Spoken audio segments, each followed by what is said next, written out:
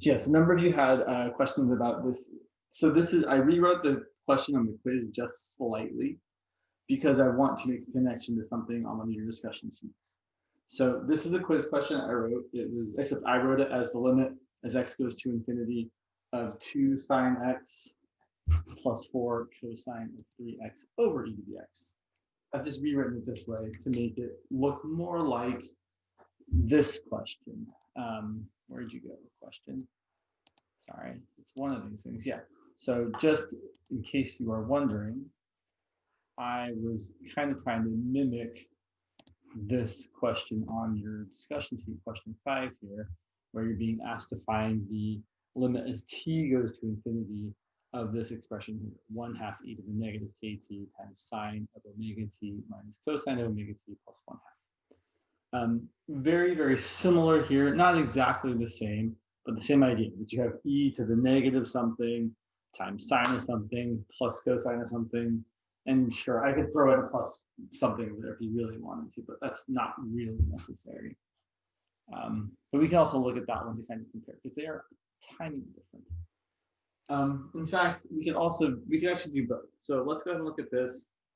Let's also, before we do this one, let's just look at the limit as x goes to 0 of e to the negative x times 2 sine x plus 4 cosine x. For this problem, sorry, I'm trying to find the light. There we go. For this problem, let me start with one video thing. One second. Yeah, we don't want that. Okay, cool. Hopefully that made the board a little easier to see. So here, if you're doing the limit as x goes to 0, and really, I know I'm going to say this many times. I'm going to say it every time. Yeah, every time, lots of times. When you're trying to find the limit, the first thing you want to do is just ask yourself, can I just substitute in x equal to 0 and get an answer? And we can here.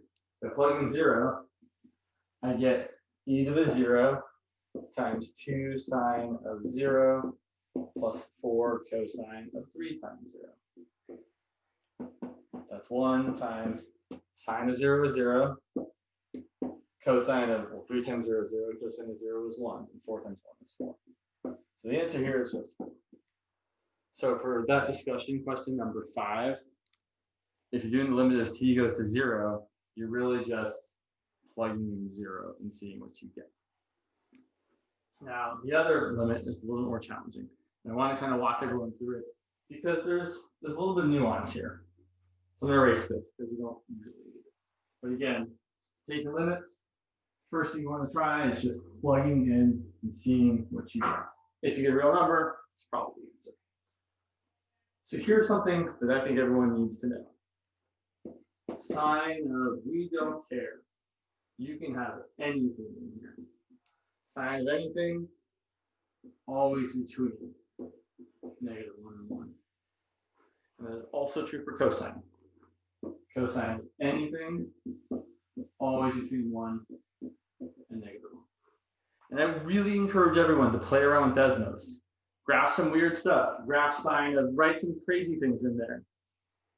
It'll still have, if you look at the range, it'll always be stuck between -1 and 1. Same thing for cosine. Doesn't matter what is in the argument of the function, if it's sine or cosine, the range is always stuck between -1 and 1. And so then we can multiply the sine one by 2. So I can say, okay, well, I multiply everything by 2, right? Times 2, times 2, times 2. I get that 2 times -1, so -2 is less than or equal to 2 sine of, I'm going to have x, so that's actually what I'm trying to see is between. It's less than or equal to +2. In a similar way, I can multiply this expression by 4. And get that -4 is less than or equal to 4 cosine of whatever I want. In this case, I want 3x is less than or equal to 4. And then I think this next part is where people might have gotten a little bit stuck. So here's the thing. I'm trying to kind of get a bound on this to say that this 2 sine of x plus 4 cosine of 3x is between two numbers. And here's what you can say. Actually, some people did some really clever things. Some people did some multiply. Like some people took sine plus cosine and then multiplied it all by 4, and that was perfectly good. But here's the way I'm seeing it. I'm taking this plus this. If I add these two things together, the biggest they can be is the biggest they can be. So the biggest 2 sine x can be is 2. The biggest 4 cosine of 3x can be is 4. So the biggest 2 sine x plus 4 cosine of 3x can be is 2 plus 4, which is 6. Or at least that's the biggest it could possibly be. It actually never is equal to 6, but it gets pretty close to it. And I'll show you graphically as well. The other side I feel like is a little bit harder to kind of grasp. But here's the way I kind of think of it. The most negative 2 sine of x can be is negative 2. The most negative 4 cosine of 3x can be is negative 4. So the most negative it can be if you add them together is negative 6. And whether you're adding them, like I am here, or you're subtracting them, like in the discussion problem, it's still the same sort of result. So even if this, if this was instead, if this was a minus here, if I had 2 sine of x minus 4 cosine of 3x, and a minus there, I would still say my boundaries were 6 and negative 6. Because what I'm really saying is, I know the biggest 2 sine can be is positive 2.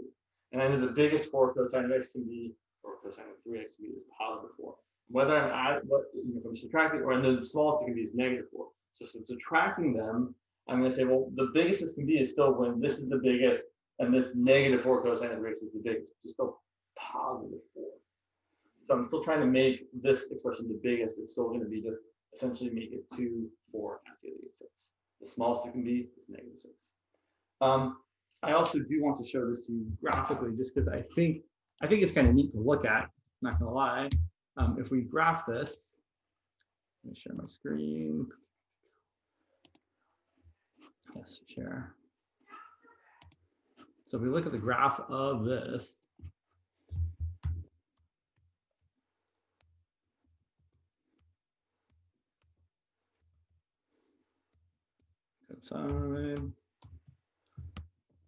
take a look at that. And if to make it even clearer, we can graph the lines y equals 6 and y equals negative 6. Right? We see that, I mean, we don't really quite ever get quite up to 6 or down to negative 6, but we're very close. And so we are definitely right. And we can zoom further and further out, right? We can see that this thing is for sure never getting above or below that green line. Certainly you can pick other bounds. I do also want to point out, let me zoom in a little bit here, that if it was 2 sine of x minus 4 cosine of 3x, you're still stuck between negative 6 and 6.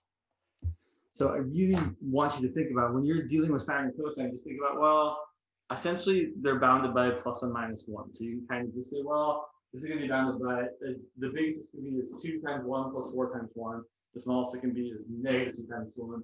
Or 2 times negative 1 plus 4 times negative 1. Okay, so then we multiply everything by e to the negative x. So we can say that negative 6 times e to the negative x is less than or equal to e to the negative x times all this. 2 sine of x plus 4 cosine of 3x is less than or equal to 6 times e to the negative x. And then for me, I personally would rather think of this as negative 6 over e to the x. And so this is negative 6 over e to the x. And the limit as x goes to infinity of negative 6 over e to the x is 0. Same deal for that. The limit as x goes to infinity of 6 over e to the x is 0. And so by the squeeze theorem, if the limit of this is 0, the limit of this is 0, the limit of the thing in the middle has to equal 0 by the squeeze theorem.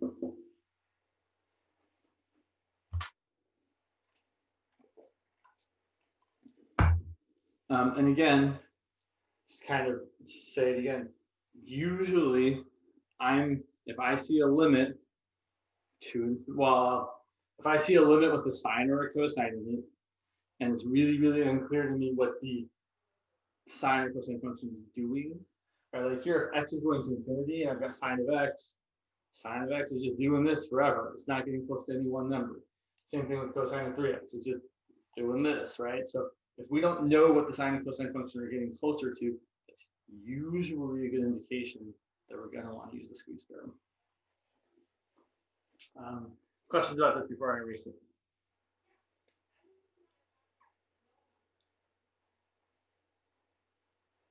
Also, I know it's not math related, but it's a week from election day.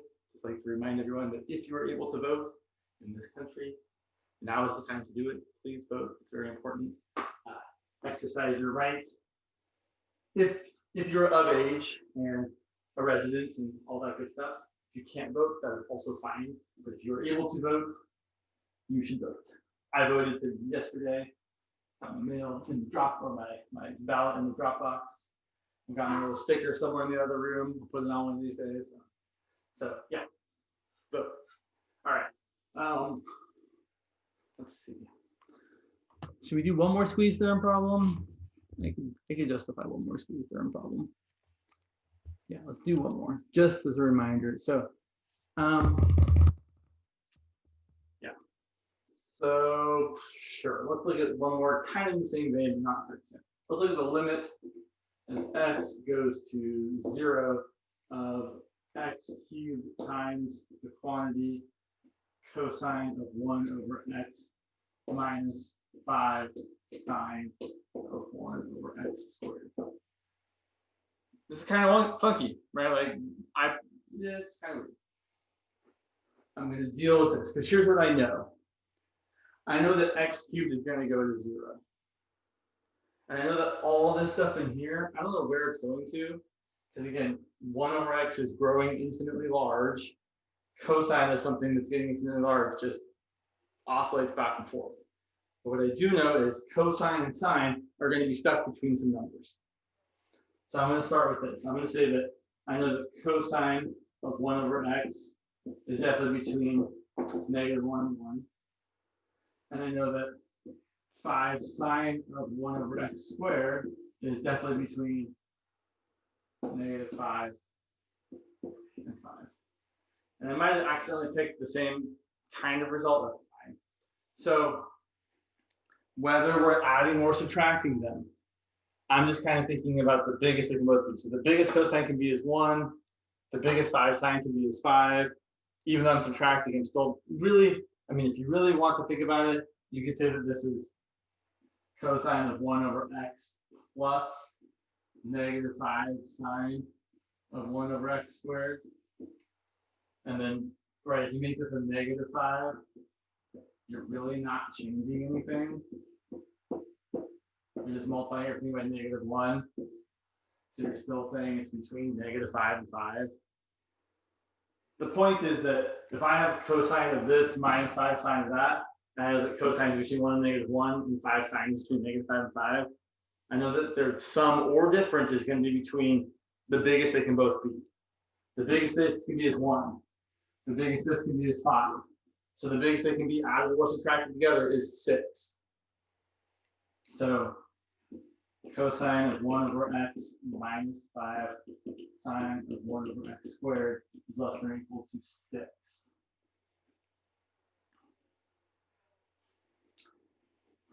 The most negative it could be is -6, because maybe there's a place where cosine is equal to -1 and sine is equal to +1 at the same time. And then you've got -1 minus 5 times 1, which is -6. So you're kind of trying to think of the extreme where they're both kind of working together to be as negative as possible. Maybe there isn't a place, right? There probably isn't actually an exact number where they're both, that's going to happen, but close. And then we do the thing where we say, well, we've got the middle thing almost to where we want it. We're just going to multiply everything by x cubed. So you get -6x cubed less than or equal to x cubed times all this garbage.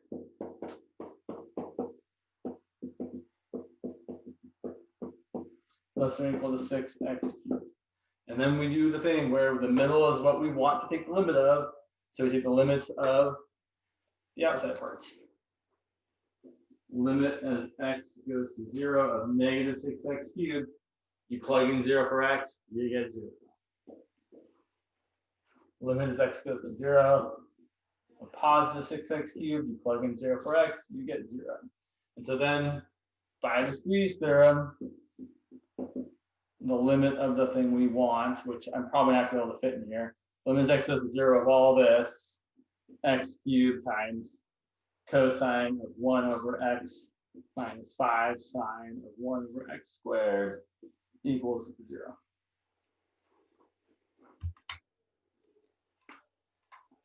And I'll say, not that you have to have sine or cosine using the squeeze theorem, but it is often the case that you're using the squeeze theorem when you're dealing with something with sine or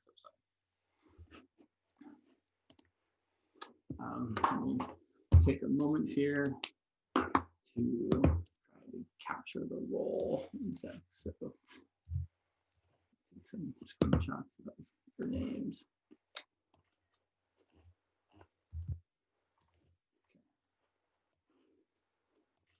All right, so let's see. Definitely lots of you also asked about how to graph the derivative from the original function. So here's a function, f of x. And I would like to try and graph its derivative. And so here's what I'm thinking about when I'm trying to graph the derivative. So typically I'm thinking about picking a few points, not all of them, but maybe like, let's use this guy over here. You know, so definitely the points where the function either kind of bottoms out or tops out. And those points especially I want to make sure I think about. But then I'm also going to think about maybe like what's happening at this point here, A, this point here, B, this point here, C. All right, I'm going to kind of look at a few points and see what's happening on the derivative. And so I like to draw little kind of tangent lines. So I've got the tangent line here, tangent line here, tangent line here, here, here, here.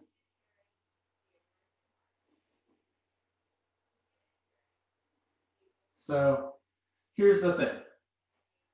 The steeper the tangent, sorry, well, hopefully you guys can see that. All right, that looks okay.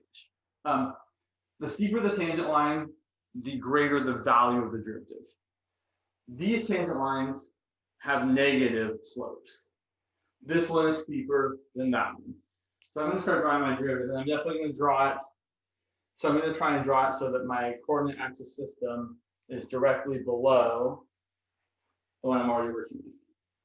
So what I'm thinking of here is over here, the derivative is really, really negative because it's got a tangent line with a very negative slope.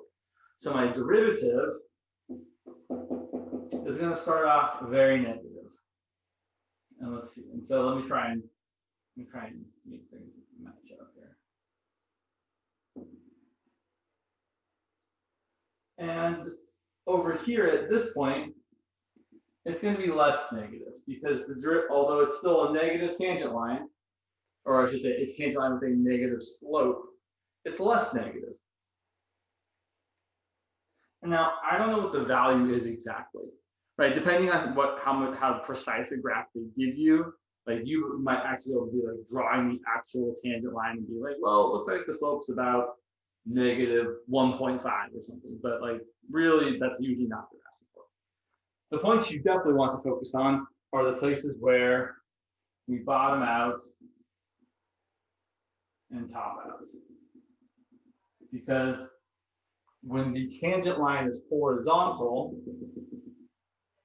the slope of a horizontal line is 0, meaning the derivative is 0. So these places where you have relative minima, right, where this point is smaller than all the things around it, or relative maxima, this point is bigger than all things around it, the derivative is 0. And then we can see in here, the derivative starts becoming positive. So we have some positive values. This one's a little bit positive. It probably gets to be the most positive right about there. If you look at that point there, that's where the slope is kind of the steepest. And then after that, the slope starts being a little bit less steep. So maybe right about here, we get to the most, where the derivative is the biggest, and then we start going down. So here's what I'm starting to kind of look like.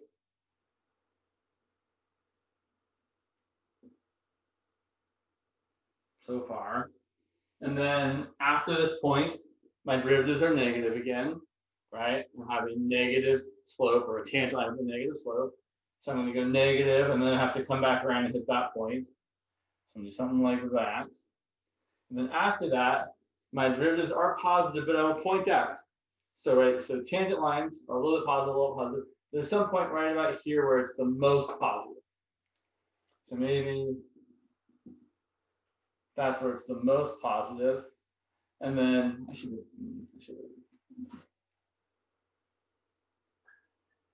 and then after that, the slopes are still positive, but they're getting less and less positive. And they're positive forever, but we have this horizontal tangent line here, right? So my slopes are kind of getting less and less positive. They're getting flatter and flatter and flatter. So here, our derivative is going to get closer and closer and closer and closer to zero, but it's never actually going to equal zero. So that's how, at least for this one, you would do something like that.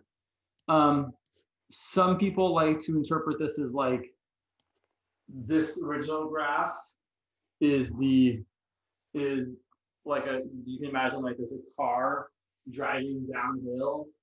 Like maybe there's not a great drawing. There's a car going down the hill, and we are graphing the slope of the road. So right here, the slope of the road, you're like driving straight down. And so the slope of the road is very, very negative. And then once the car gets, so right here, the slope, you've gotten to like the bottom of the hill, the slope is zero.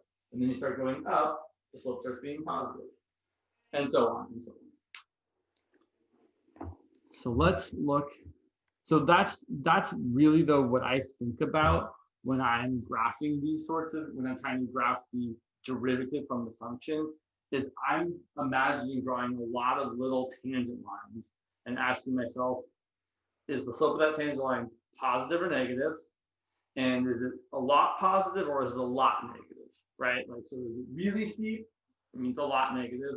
Or is it less steep? Well, it's a little negative. Let's look at one or two more examples. Yeah, one or two more examples.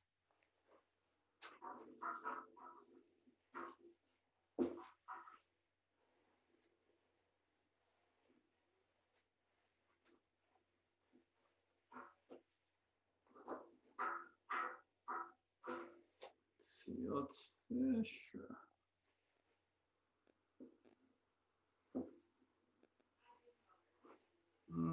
Yeah. I'm gonna do. Oh, sorry. So I need to let me give myself a little bit. Problem is I haven't leave myself enough room to draw the graph below it as well.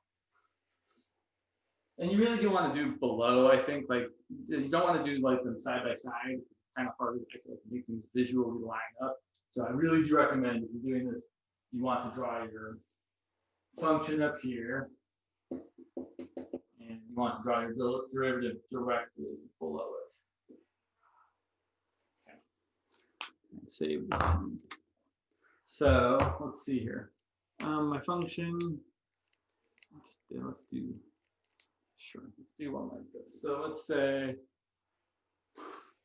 Kind of. Sorry, it's hard to make these look the way you always want them to.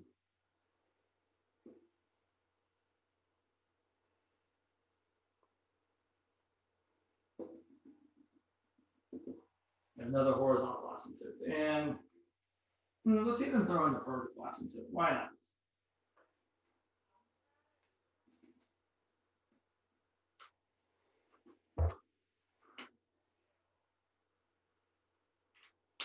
Let's go this way.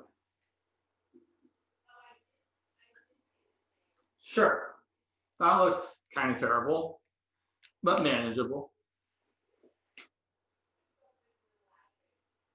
Okay.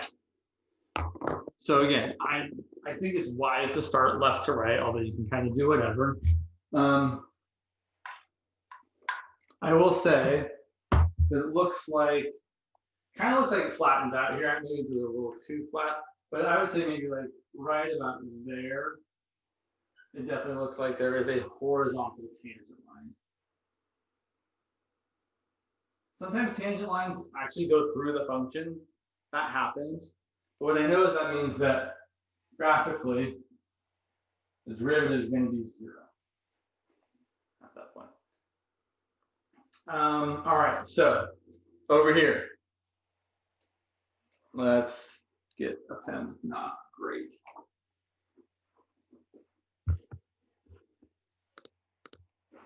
So over here are my slopes negative or positive?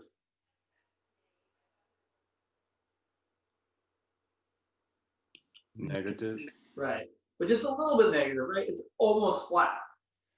And then as we move this way, the slopes are going to get more negative until as you move closer and closer to the asymptote, the slopes get to be super negative, right? They're practically vertical tangent lines. So what we're going to see is that we have very small negative values, and up until we get to the asymptote, we're going to have very, very, very, very large negative values, like negative infinity. So we're going to see that we also have a vertical asymptote right here. In fact, we kind of have the same graph actually, right? It's a little bit negative, just like this, and it becomes more and more negative. Yeah, like that. On the other side, it's super duper positive. So, right, we have like a very, very positive dot. So it's way up here.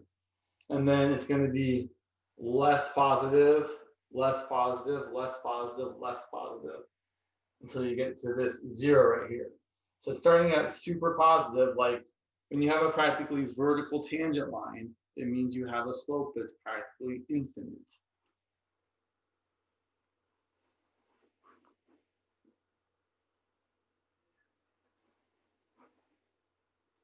Very positive slope, all the way to 0.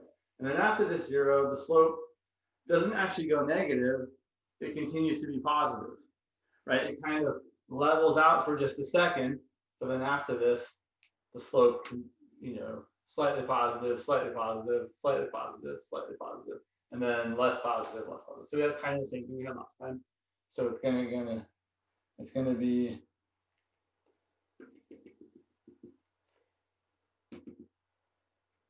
positive, positive, positive, positive, positive, and then it's gonna reach the most positive value.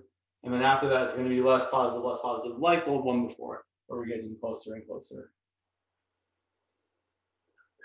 to 0. But really, the thing to remember here is at least I'm just thinking about what do my slopes of my tangent lines at various points look like. Let's do one more example, and we're going to revisit this a little bit later today with a specific example, or if not today, definitely Thursday.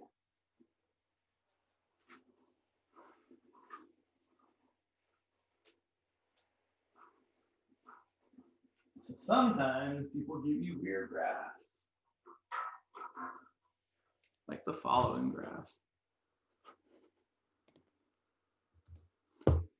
So let's say we have this very, very, what's the word I'm looking for?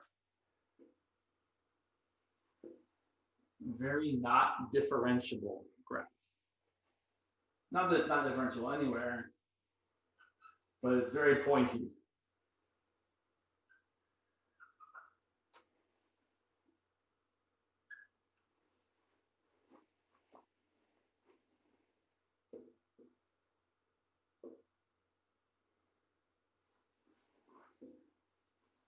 All right, there's my graph of my function.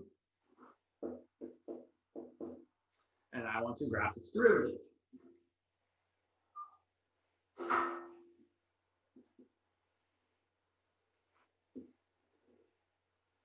All right. So something that's so let's look a little bit straighter. Come on. Come on. Yeah, that's a little better. So it's not really better.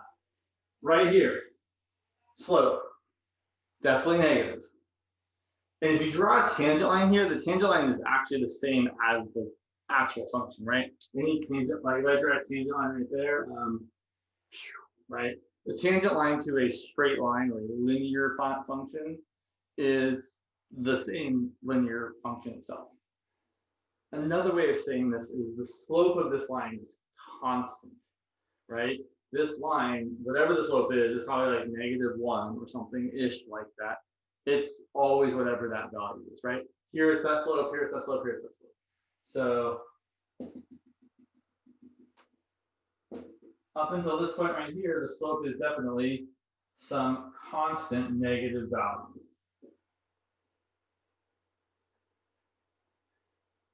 And after that point, the slope is definitely some constant positive value.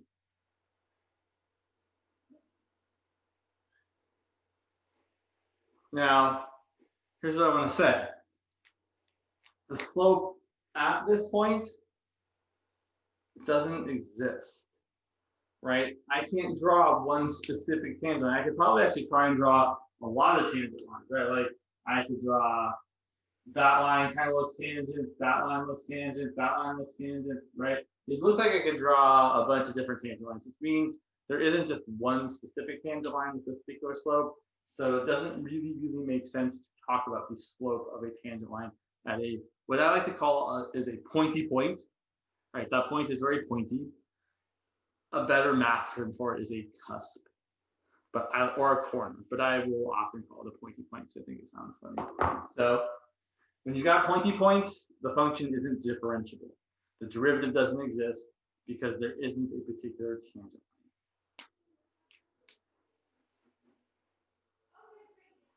So same deal here. Even though that point doesn't look quite as pointy, it still is pointy. So at here, we don't have a derivative. From here to here, what's the slope of the line? Constant. It is constant, but specifically it is 0. Yeah. 0, right? Because it's a horizontal line. So from here to here, we're going to get 0. And then from here to here, looks like the slope is negative. And maybe it looks like it's slightly less negative than this slope right there. I tried to do that so it wasn't quite as steep. So it looks like maybe it's, I don't know, something like that. And that's how we would draw the derivative of this function. And certainly, unlike my previous examples, where, well, except for right here, this vertical asymptote, most of this function was very differentiable, right? There weren't any places aside from the place where the function didn't exist itself, where the function wasn't differentiable. This function, there are definitely at least 1, 2, 3 different points, 1, 2, 3 different cusps where the function is not differentiable.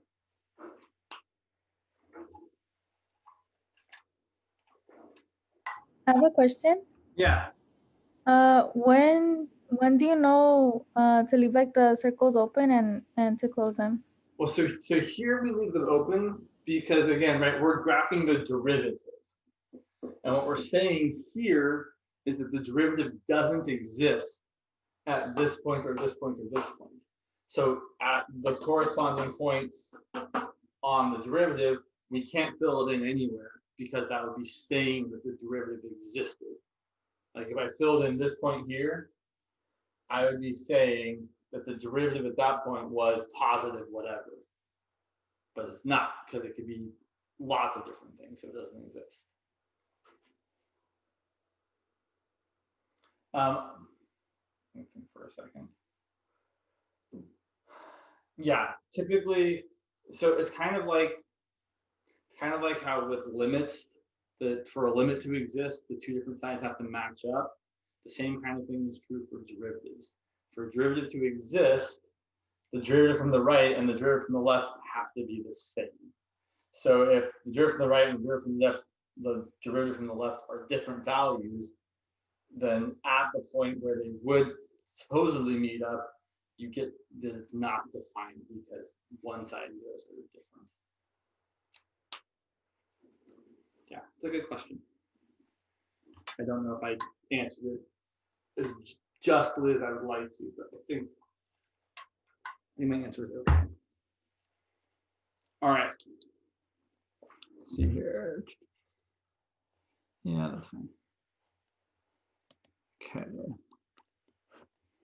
Did that, sure.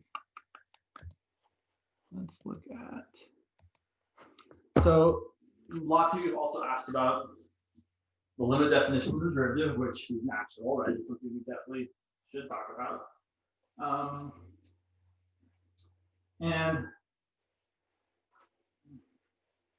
one of the problems with the limit definition of the derivative is that there's kind of so many ways of talking about it.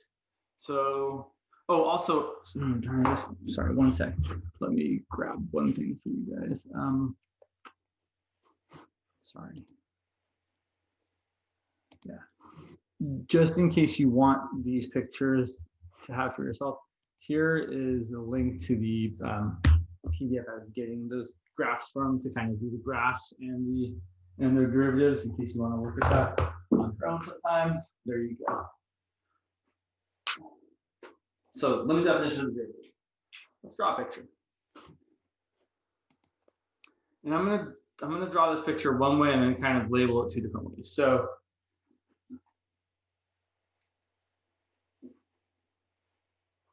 yeah, let's just do it that way.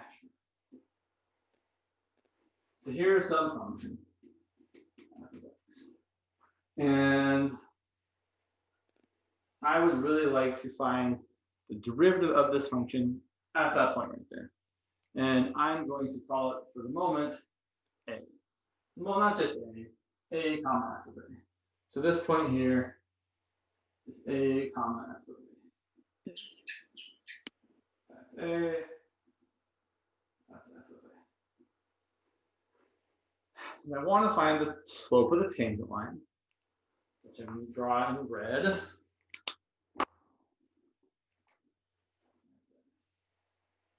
Wow, what a good tangent line I drew. And I'm really interested in knowing what's the slope of this line.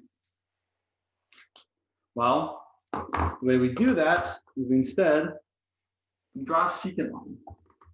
Say, okay, well, I don't know what the slope of that line is yet, but I'm going to draw some other point, and I'm going to draw it far enough away so I can actually draw the secant line.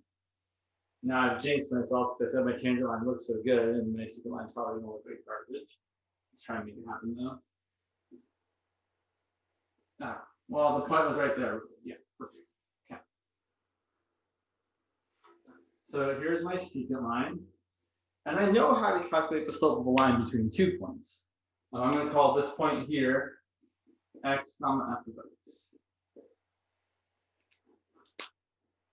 Yeah.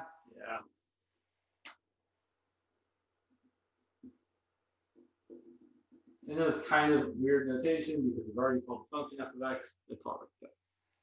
So the slope of this secant line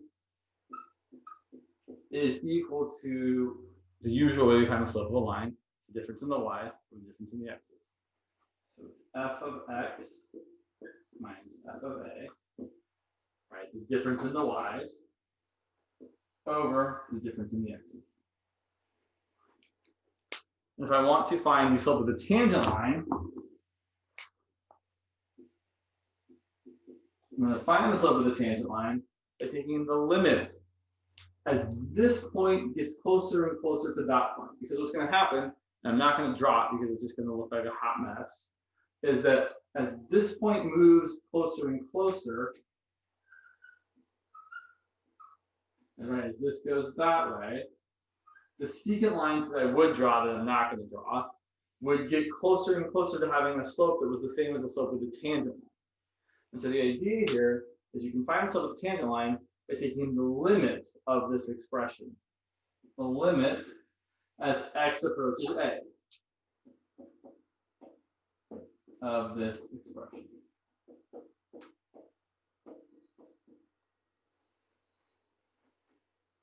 Now, the problem with this is that sometimes this particular way of doing it can be challenging to simplify.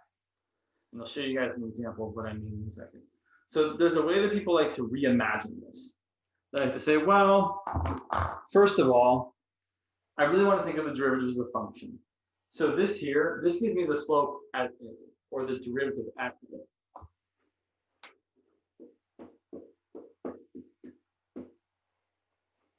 But I'd really like to be finding the derivative at any point x instead of just one point a. So what I'm actually going to do is I'm going to rename things a lot. I'm going to instead call this x, which I know is like, why did you just call that in the first place? Well, there are reasons. They're not great reasons, but there are reasons. And instead of calling this x, right, I'm already using x, I'm going to call this x plus h. So that this distance here between those 2 points is h. I'm going to rename this point x plus h, comma, f of x plus h. And I'm going to rename this point, x, comma, f of x. And now I'm going to rewrite all of these things with my renamed setup. So that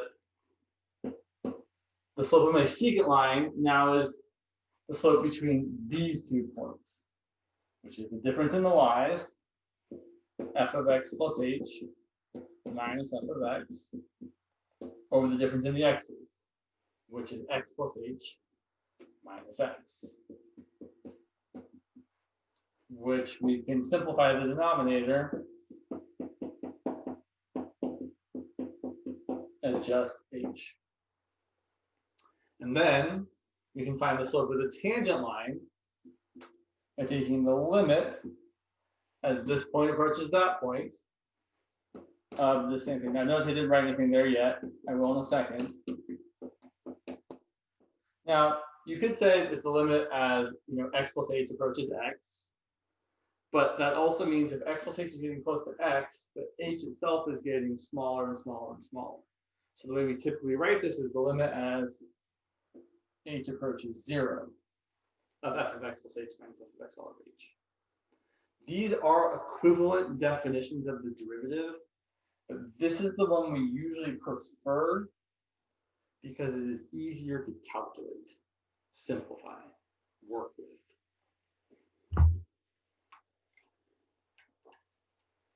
So let's look at an example.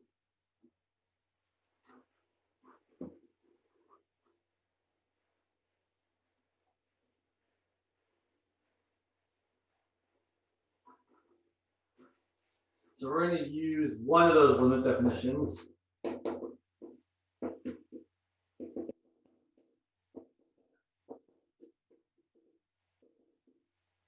Define. So we're going to do two things. We're going to first find the derivative of f of x equal to x squared plus 6x at x equal to 2. Now let's call it a equal to 2. And then 2, we're just going to find the derivative as a function.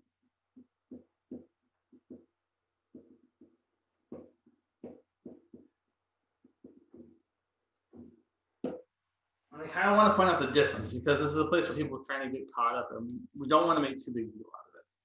So for part 1, you can find the derivative of the function at a point by doing the following. You say, okay, it's the limit as h goes to 0 of f of, I could do this, x plus h minus f of x all over h.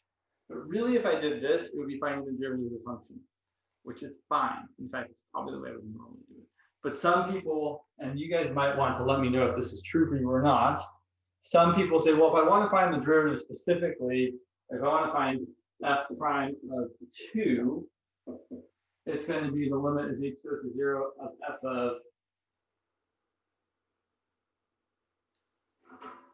2 plus h minus f of 2 all over h. And we can do it this way, but it's kind of dumb. I'll show you why it's kind of dumb. But let's do it this way this one time, and then we'll talk about why you don't want to do it this way. So the limit as h goes to 0. F of 2 plus h is 2 plus h squared plus 6 times 2 plus h.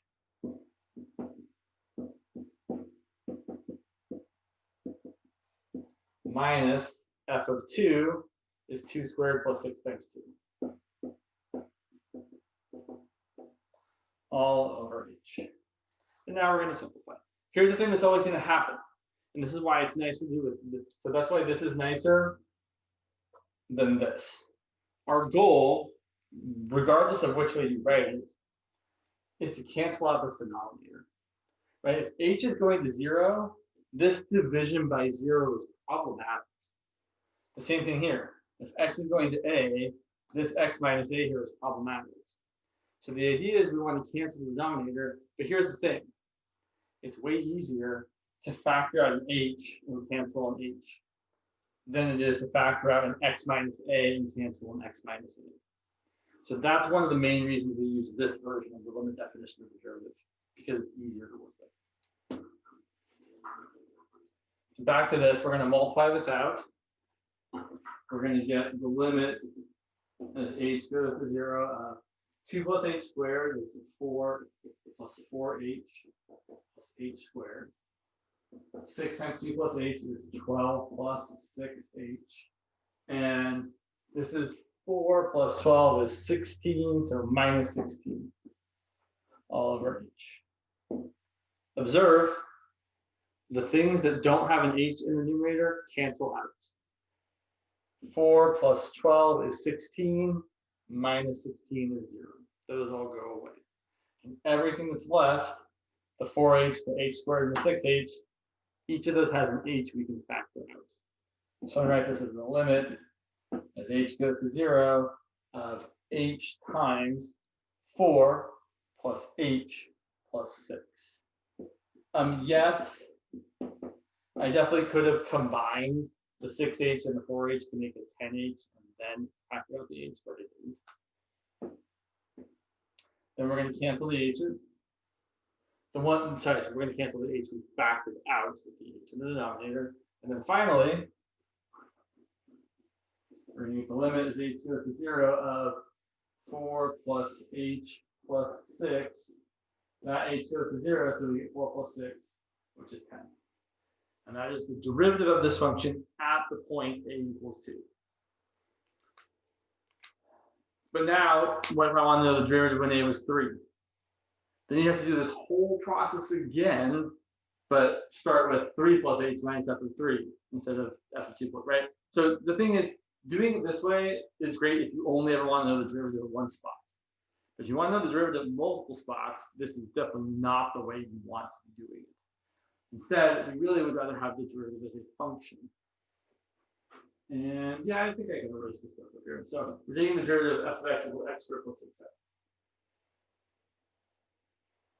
So instead of finding f prime of 2, now we're going to find f prime of x. So it's the limit as h goes to 0 of f of x plus h minus f of x over h. I think it's often, if you're being asked to use limit definition on an exam or on homework, it's often worth your while to just write this out, even though you're going to skip right past it and put in the function. I like writing it out every time. So then that's the limit as h goes to 0. So my function was x squared plus 6x. So it's going to be x plus h squared plus 6 times x plus h minus x squared plus 6x all over h. There's my f of x plus h, where I plugged in x plus h for each of the x's. There's my f of x. Okay, then we're going to simplify. So we have the limit as h goes to 0. I'm going to multiply out the x plus h squared. I'm going to get x squared plus 2xh plus h squared. I'm going to distribute the 6. I'm going to get 6x plus 6h. I'm going to distribute the minus sign. Minus x squared minus 6x all over h. And just like down here, all the things that don't have an h in the numerator should cancel out. I will also point out, sometimes some of the things that do have h's also cancel out, but for sure, all the things that do not have h need to cancel. And they do cancel. The minus x squared and the positive x squared cancel out. The 6x and the minus 6x cancel out. So then we're left with the limit as h goes to 0. Notice I'm writing the limit each time until I actually get to a final answer. I'm going to factor out an h from the remaining terms. So I've got a 2xh plus h squared plus 6h. So I'm going to have an h times 2x plus h plus 6. All over h. These h's cancel. And then I can say this is equal to the limit as h goes to 0 of 2x plus h plus 6. The remaining h's get to go away and be 0. And we're left with 2x plus 6. And that is our derivative as a function of x. And notice now I can say, well, what's the derivative when x equals 2? We can just plug in 2. And f prime of 2 is 2 times 2 plus 6, which is 10. But I could also use this to find the derivative when x is 3. F prime of 3 would be 2 times 3, which is 6, plus 6, which is 12. So this way of doing it, where you're finding the derivative as a function of x, is often much more useful than finding the derivative of just a particular point. So let's look at some more examples. Let me look back at my. See, sure. That's good. Yeah.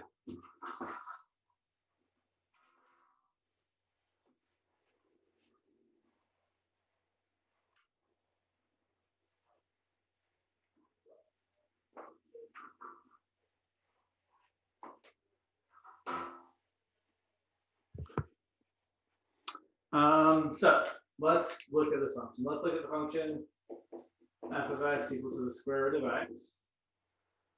And I want to find this derivative as a function of x. And then we're going to talk about where this function is differentiable.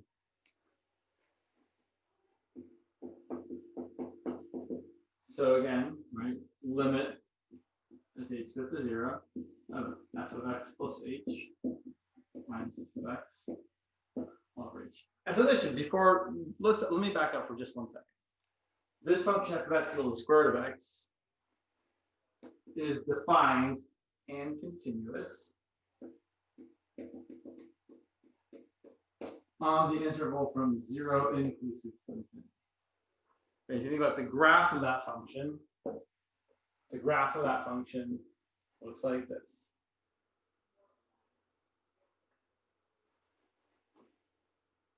And I don't remember, because I have confused which class I'm thinking of. Have we talked about how functions are like continuous at their endpoints? Yes, no, maybe. Like it's like really this function is right continuous at 0, or have we not talked about that at all? I don't think. Okay.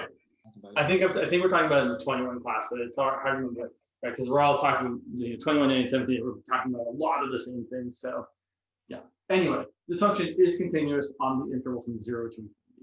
Right, it's defined. There's no like weird broken spots. So let's talk about the derivative. The derivative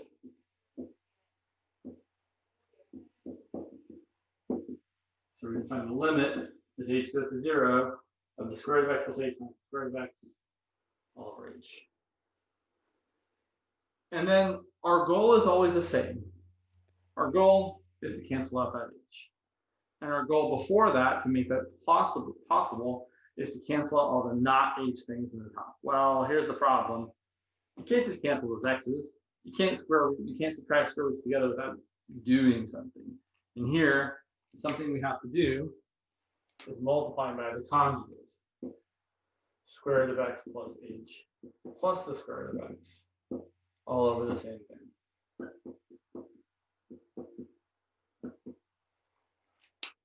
Okay, so when we multiply by the conjugate, we get the limit as h goes to 0. So when you multiply the conjugates together, you get the first thing squared, which is x plus h, minus the second thing squared, which is just x, divided by h times all of that flips in there.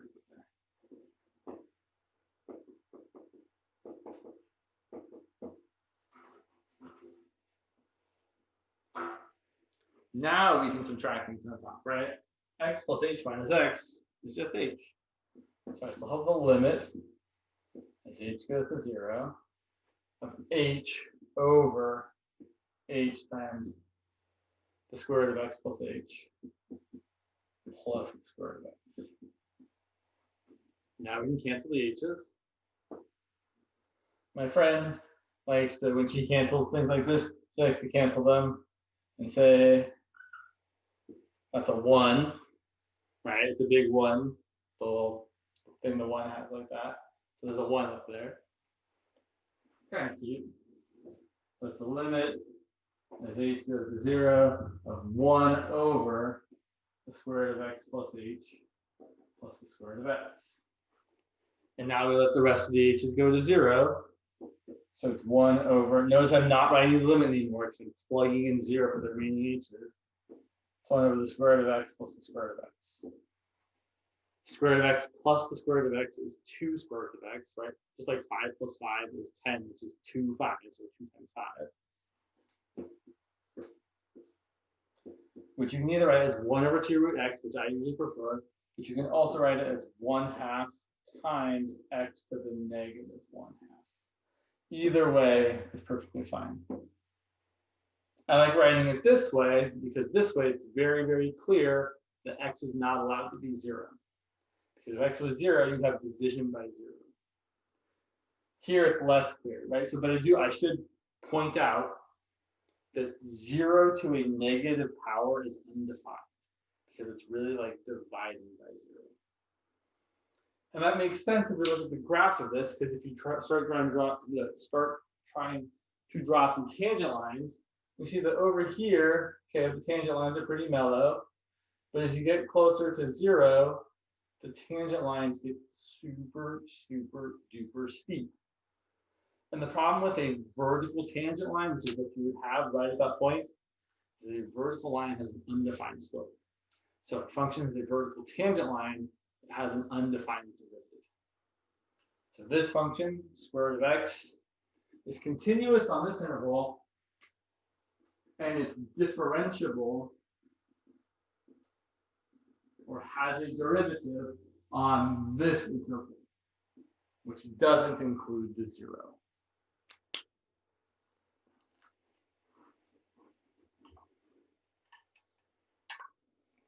Let's see here.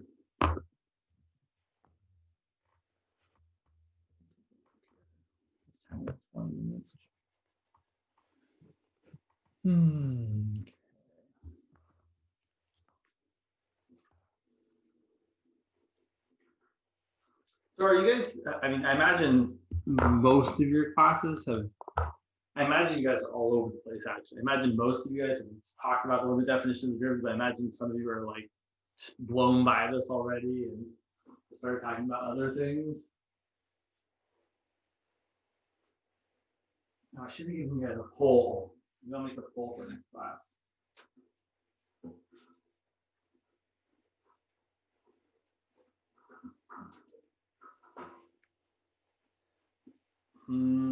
Let me see. How do I look at this?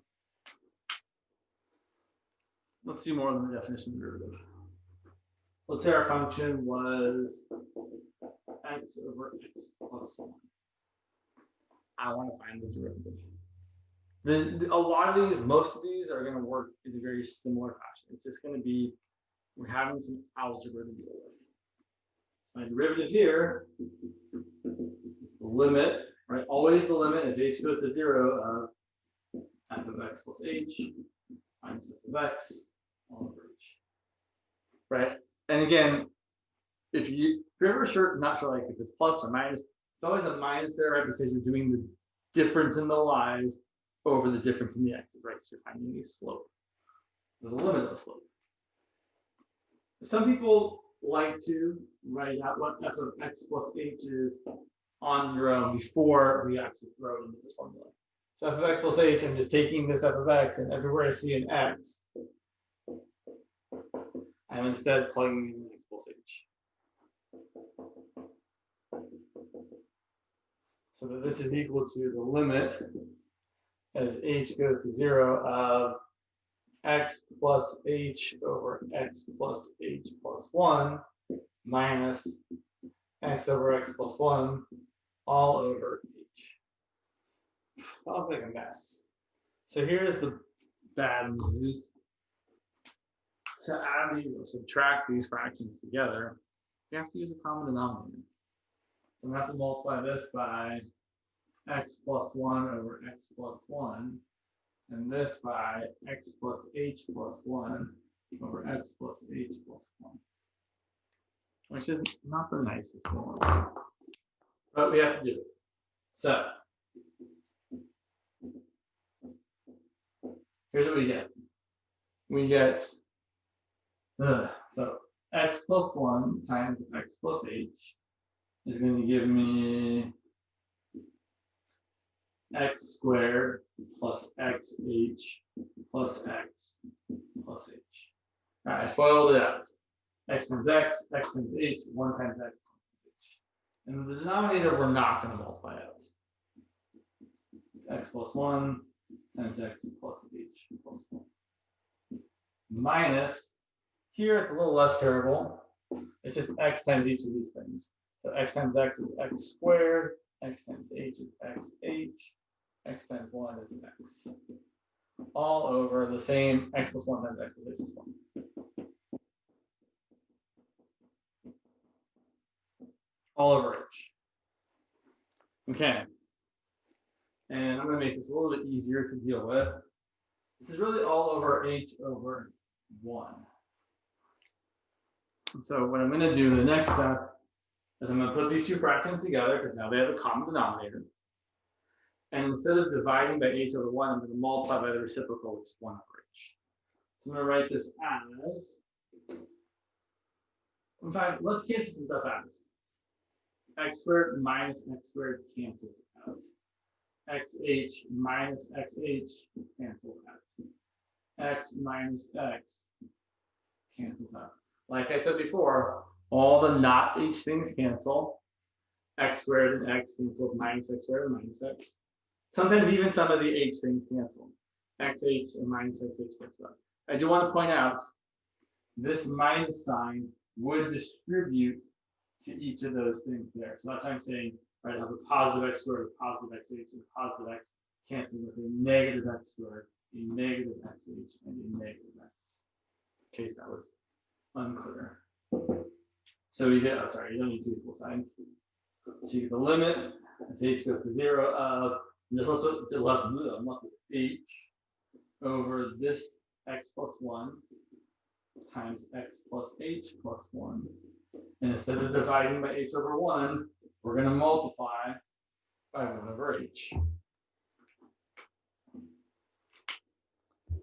We can cancel these h's.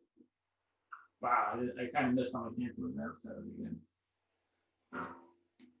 We can cancel those h's. And we're left with the limit as h goes to 0 of 1 over x plus 1 times x plus h plus 1. But now the rest of the h's go to 0, so you go away, and I get 1 over x plus 1 times x plus 1. When you multiply something by itself, that's called squaring it. X plus 1 times x plus 1 is x plus 1 squared. So you can write this as 1 over x plus 1 squared, or you can write it as x plus 1 to the negative 2. Either way. That's how you find the derivative using the limit definition. Later on, we won't do this, right? Later on, after we've learned the quotient rule and the product rule and the power rule, we will take the derivative of this using just the quotient rule, and it'll be much faster than doing all of the algebra. Any questions about this? Okay. What did you put on the red, on like the second line in the little red spots? Like, All right. So I was getting a common denominator. So this is x plus h over x plus h plus 1, and then multiplied it by x plus 1 over x plus 1. And similarly here, this is x over x plus 1, and then multiplied it by x plus h plus 1 over x plus h plus 1. okay, thank you. And yes, that is the simplest way to get the common denominator. Unfortunately, x plus h plus 1 and x plus 1 as denominators. The only way to get these common denominators is by multiplying them together. Other questions?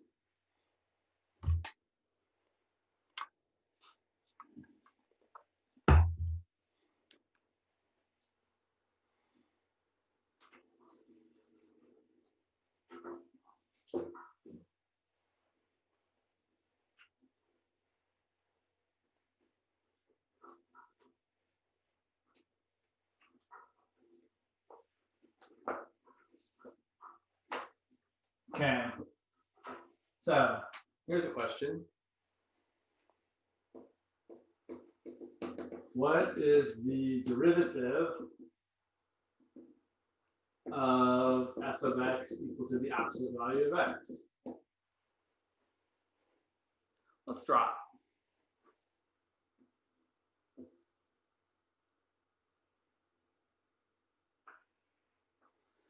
There's my absolute value function. I've tried to draw it so it looks like the slopes are correct. If I asked you, what do you think the slope of this side is? Hopefully I've drawn it okay. X equals to 1. I wouldn't say it's x equal to 1, but I would say it's 1. Right? It's definitely 1, but it's just that the slope is 1. How about on this side? -1. Right? And how about at this pointy point? It's not defined. Right, exactly. So you can actually graph the derivative super straightforwardly. This is my function, my derivative. So here's the point, here's 1, here's -1, and my derivative looks like this.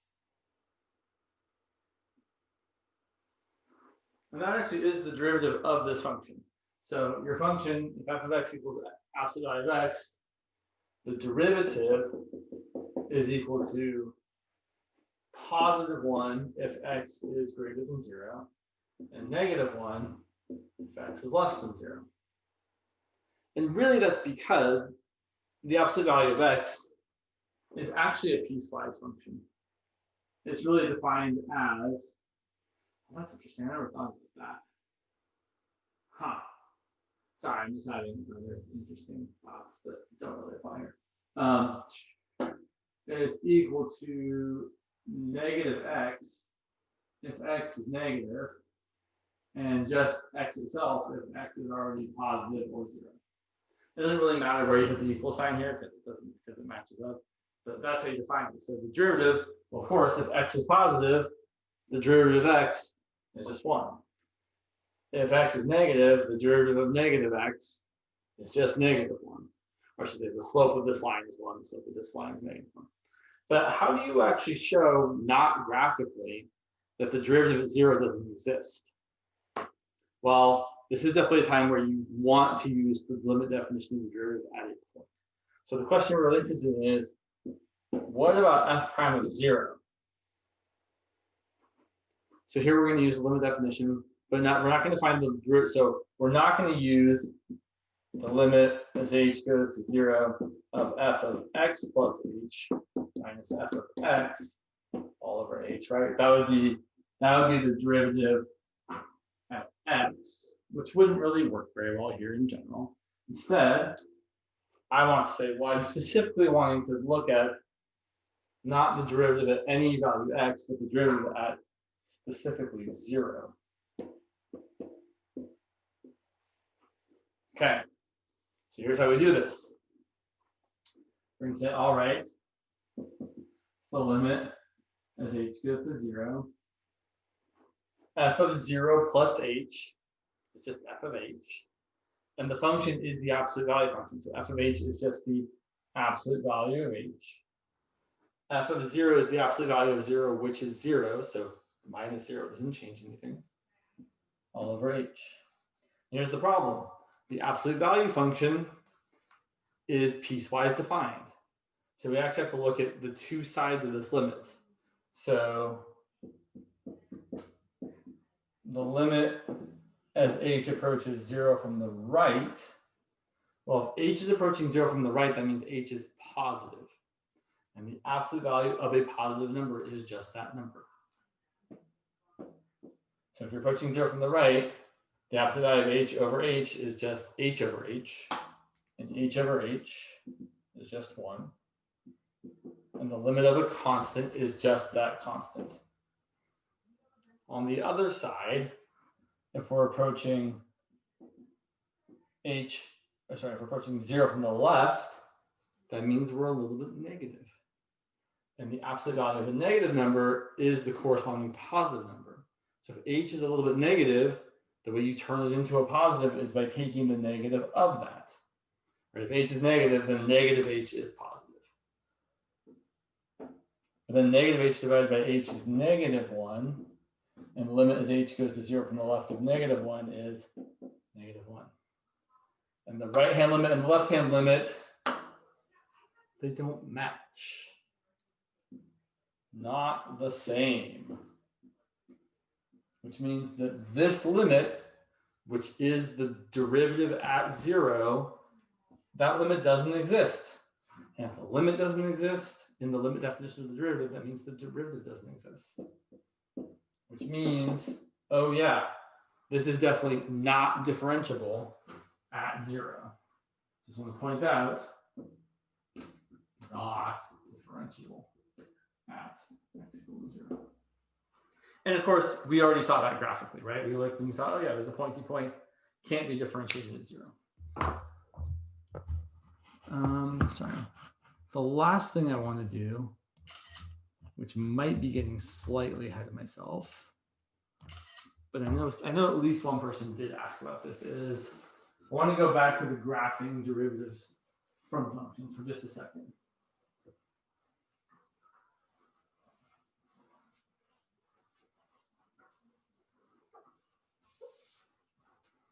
Specifically, I want to look at this function.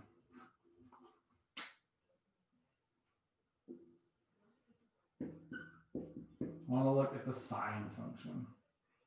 The sine function is a period of 2 pi, starts at the point 0, 0, is bounded between 1 and negative 1, right? We talked about that a lot. At pi over 2, it's equal to 1. At pi, it's equal to 0. At 3 pi over 2, it's equal to negative 1. And at 2 pi, it's back to 0. So it looks like this. I'm just going to draw this funky. And I want to now graph its derivative. So let's draw my coordinate axis system below it. I'm going to draw these points matching up. Same y values. And I'm going to start at the easy ones. I'm going to start at this here and this here, where it's clear that the tangent lines have a slope of 0 because they're horizontal tangent lines. So the corresponding derivative is going to have value of 0 here and 0 here. Okay. And now it looks like here, well, let's see, if I draw the tangent line, looks like about that. Oh, sorry, I kind of trashed it, but it looks like it has a slope of about 1. It does. And over here, what would you guys guess the slope of that tangent line is? Negative. Like, I don't want to guess. It's got a slope of -1. And back to 2 pi, well, since this function is periodic, right, it repeats itself every 2 pi, whatever is happening at 2 pi should also be happening at 0. So the slope there is also positive 1. And if you graph this thing, you might notice that you have what function?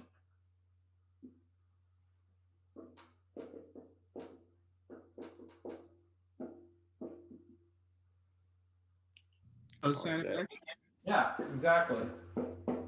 Now, this is by no means a proof, right? There is definitely a way of using the limit definition of the derivative to actually find the derivative of sine and cosine. It relies on some limits that we've talked about. And we can definitely do that in a future class. For now, I just want to kind of say this is a nice way of remembering, oh yeah, the derivative of sine is cosine. And in fact, we can even go one further. We can say, well, let's take the derivative of cosine in the same way. Or I should say, let's graph the derivative of cosine. I think I've got enough room. So again, same points.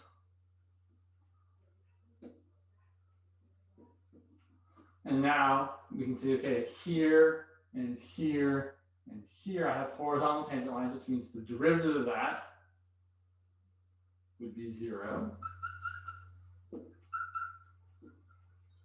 And then at this point, I have a slope that's negative, probably -1. And at this point, I have a slope that's positive, or a tangent line with a positive slope, +1. And so if I graph this, what does it look like? Well, it looks like I've taken my sine graph and flipped it over. So it looks like the derivative of cosine. So I could say the derivative of cosine is negative sine, and I'm going to write it as the second derivative. And so the derivative of the derivative is the second derivative, and it's negative sine. So the derivative of sine is cosine. The derivative of cosine is negative sine. And then you can kind of keep going. The derivative of negative sine is negative cosine. The derivative of negative cosine gets you back to sine. So if you take the derivative of sine 4 times, you get back to where you started. Or let's say if you take the derivative of either sine or cosine 4 times, you get back to where you started. It's kind of neat.